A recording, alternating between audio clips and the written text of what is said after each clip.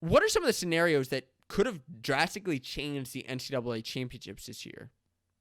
I wanted to look at some of the team scores, some of the things that could have actually changed the outcome, because there are a couple. And this is kind of inspired. This is a segment I like to do called What If, that started last year whenever the national championships were canceled. And on this channel, we dove into every single bracket. And with your help, we decided who the national champions would have been.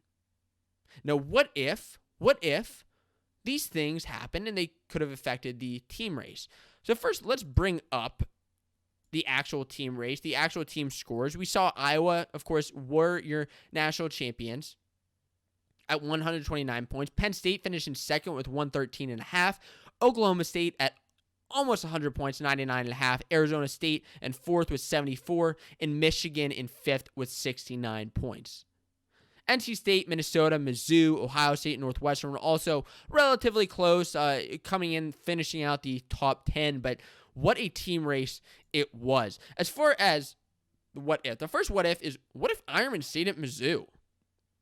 So if Eierman stayed at Mizzou, this brings up so many different questions. And I'm bringing up these questions because I was watching this tournament and thinking, I was kind of asking people this, like, can you imagine if this actually happened? I think this is just questions that you ask your friends, right? This is questions, if you and I are having a conversation, this is what I'm going to say to you. What if Eierman stayed at Mizzou? So we know that Eierman transferred from Mizzou to Iowa for his final season, or actually he will be coming back for another season, but, which he did just announce, but an excellent year for Mizzou overall. So let's talk about Mizzou. They are the MAC champs, 3 All-Americans with Mahler, O'Toole, who really impressed me, and Elam.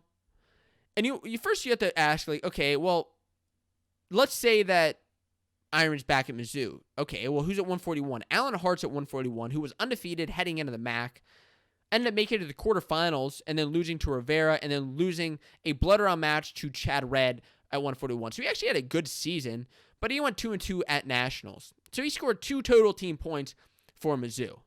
Compare that to Eierman. Eierman, and I laugh because he just was on fire. Eierman scored over 20 points, 20.5 points he scored for the Iowa Hawkeyes. He was just on fire. 2 pans attack heading into the national finals. Unbelievable. Now, there are 2 things to be brought up. One, Mizzou, who finished in 7th with 64 points. If Eierman was still there, and Alan Hart's not in the lineup here because Eierman would be back, this would bump them from 64 points to 83.5 points. This would bump Mizzou all the way up to a 4th place finish, getting them a trophy, getting them onto the podium, and actually beating out Arizona State, bringing home a team trophy. So that would have been huge points for Mizzou had he done what he did in a Missouri singlet. I don't know that he would have had the number 1 seed, so you can't, that's the what-if scenarios. We're assuming that he still had the number 1 seed, right? We're assuming he still did the same thing he would have done. You can't always, that's not always going to happen. Maybe he doesn't go to Iowa, maybe the same doesn't happen, but Eierman is a proven guy. This would also entirely change the Iowa and Penn State team race more than any other thing probably that I'm going to talk about, but Iowa had 129 points. Subtract Eierman's points, that's 107.5, which would put them in second place behind Penn State, who had 113.5, which would have been a 5-point team race this year. That would have been absurd. The second what-if scenario, and I have 2 more after this, is what if Alex Marinelli didn't injury default out? So nobody really knows what happened to Alex Marinelli. We've heard some rumors that maybe he hurt a rib, maybe he just didn't want to compete. I don't want to really bring too much light to any of those rumors because I don't know how true they are. I don't. And so I don't want to just throw a bunch of random things out there. That's just what I've heard. That's what's been circulating around. Marinelli lost in the quarters to Shane Griffith this year and defaulted out. He had 2 wins and 2 bonus, and he ended up scoring 4 points for the Iowa Hawkeyes. Now, he's somebody who, he's a 2-time All-American at this point? 3, I guess, if you're counting the NWCA All-American. Let's assume that he advanced and took 3rd after he lost, which I don't think is asking too much. He lost in the quarters, which we weren't expecting him to lose to Shane Griffith, but he ended up coming back and taking third. He was undefeated until NCAAs, and to advance, he would have had to beat Cam Amin, looking at his path from where he was, Cam Amin, Travis Whitlake, and Ethan Smith, who he had wins over all three of those guys in his career. He would have had to wrestle Keegan O'Toole for third, so I don't know what would have happened there. He was undefeated coming into the national tournament. But let's assume that he does beat him for third place. This would have given him 10 placing points, plus let's just assume that he won by decision because that's kind of Marinelli's style.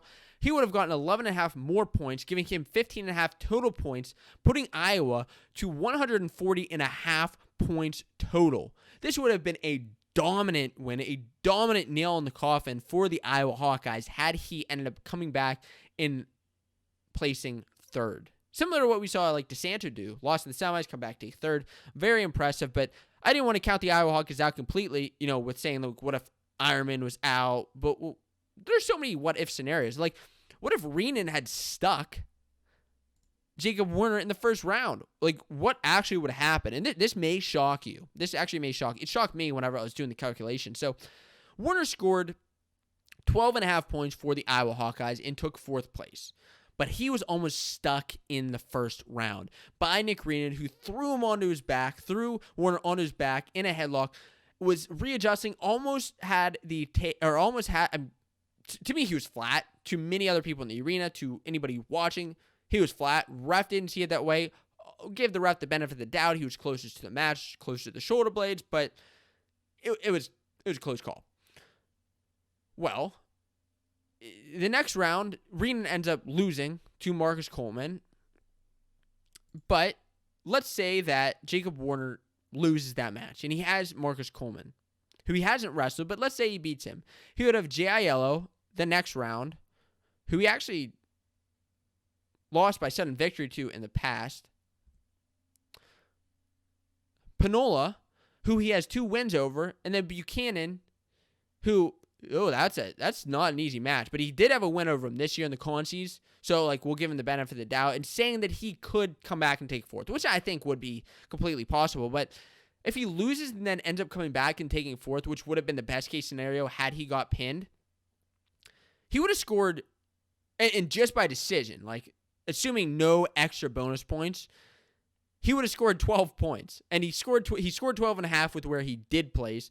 If he would have come back through the consies and just got decisions, he would have scored 12 points. So the 0.5 isn't really that big of a deal. So honestly, this no pin situation isn't really, it's not really that big of a deal. And I don't think that we should put too much concern into thinking that it affected the team race. As far as one more for you, I got one more fun one for you. What if Brady Berge didn't get injured? Now, Brady Berge is such... I feel so bad for him. I feel so bad for Brady Berge because of the fact that he just is prone to injuries. And who knows, this unfortunately may be the end of his career. I pray that it's not the end of his career, but we've just, I really feel for the kid because you saw after he was injured, it's just unfortunate, right? He lost to De La Vecchia, the NCAA finals in the quarters. And let's assume that he would have battled back through the quarters. So let's say that he gets to the blood round against Wyatt Sheets, which is kind of where he would have been, right? He would have been against Wyatt Sheets, who is on a roll. He was on a roll up until that point. So I'm not counting out the fact that Wyatt Sheets could have beat Brady Berge, beating 3 top-seeded guys. But let's say that Berge went to the blood round, considering the fact that he did beat Caleb Young, which is not a match to scoff at beating. He would have had Ja'Cory Teamer, which he was on a roll if you watched him wrestle. But so I'm going to assume here that Brady Berge maybe wins in the blood round, loses next round to Ja'Cory Teamer, and has 7th and 8th place. He would have Caleb Young again. Now he beat him before. Let's assume that he beats him again. This would just add 4 points for Penn State, making their team total 117.5 from 7th to 8th place, there's a 1 point difference. So it's honestly not that big of a factor. But I did want to discuss some of these what-if scenarios that I thought were very interesting and could easily have happened. If you like this clip and are looking for more wrestling news and discussion, I recommend that you check out the full Fanco Wrestling Show podcast, which is live on this YouTube channel every single week. You can click here to subscribe to be notified of new and upcoming videos, or you can check out the Fanco Wrestling Show on your favorite podcasting platform to listen on the go. Stop stalling and start listening today.